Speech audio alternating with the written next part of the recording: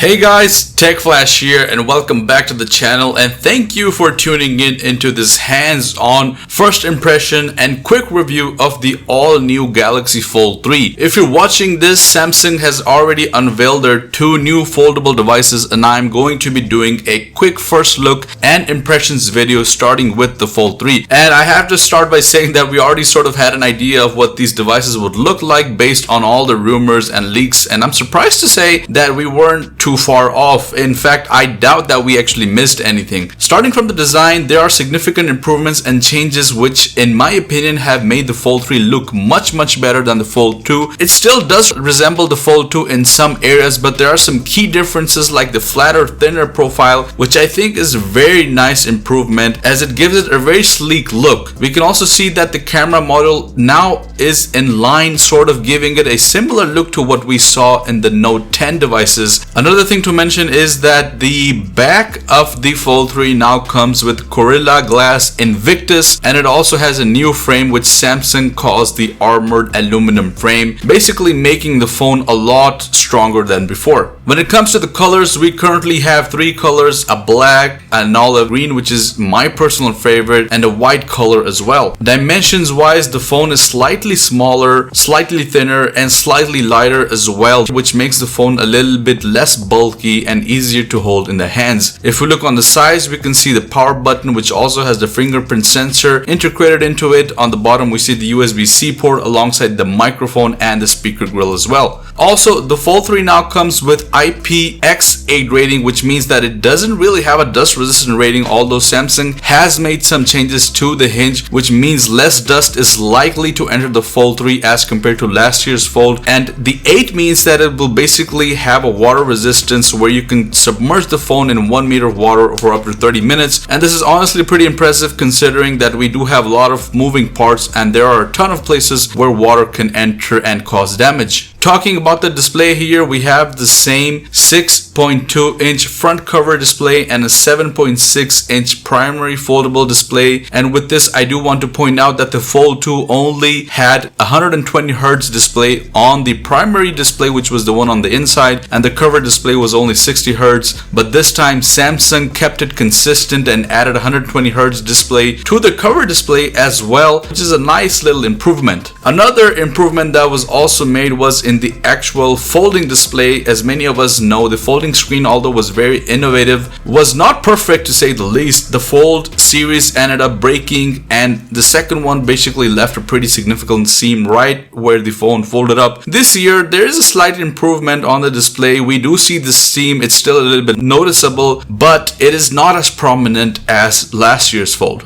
Now this is where it does get a little bit interesting. The front camera on the cover display is still the same punch hole camera that comes with a 10 megapixel sensor, but the camera on the internal primary display has just a 4 megapixel sensor, and it may seem like Samsung is taking a step back, but if you haven't noticed, the internal front camera is actually an in-display camera, which means that it hides until it needs to be used. And because this technology is pretty new, you can't really manage a high megapixel sensor at the moment. But one thing that Samsung did do is that they increased the pixel size, which means that more light can pass through and will give us a significantly better image. On top of that, the internal 4 megapixel camera would most likely be used for Zoom calls or conference calls, which I think is more than enough to do the job. When it comes down to the back cameras, all three have a 12 megapixel sensor with an ultra wide lens, a primary lens, and a telephoto lens. Coming down to the powerhouse of the Fold 3, this year we see the latest Snapdragon 888 5G chip, which now has better heat management and better battery life as well. Furthermore, the Fold 3 is paired with 12 gigs of RAM with up to 512 gigs of internal storage. Moving to the battery, the Fold 3 actually has a slightly smaller battery than the Fold 2, which now comes at 4,400 milliamperes compared to 4,500 milliamperes that we had. As far as the charging is concerned, the Fold 3 will support 25 watts of fast charging with 15 watts of wireless charging, which will also be capable of reverse wireless charging. Now, I wanted to keep the most exciting part of the Fold 3 3 till last, and that is the S Pen support. The Fold 3 will support the S Pen even though the Fold 3 does not have any space to hold it like we see in the Note series, and it will not be coming in the box either, so you will have to actually buy it separately. But there will be cases available which have slots so you can store your S Pen in it. Now the one that I have here, this is the S Pen Plus, so this is not the one that will be coming or will be the one that's suitable for the Fold if you buy a case with it. But considering the fact that we won't be seeing the Note series being launched, it is nice to see the Fold 3 have the S Pen support. Anyways guys, that was my first impression and review on the Fold 3. I hope you guys enjoyed the video. Thumbs up if you did, and also stay tuned for the Flip 3 because that was also launched as well with the Fold 3, and I will be uploading a separate first impressions video on that as well. So make sure that you're subscribed and have the bell notification so you guys don't miss out on anything. And thank you again for watching. I'll see you guys in the next one. Peace out.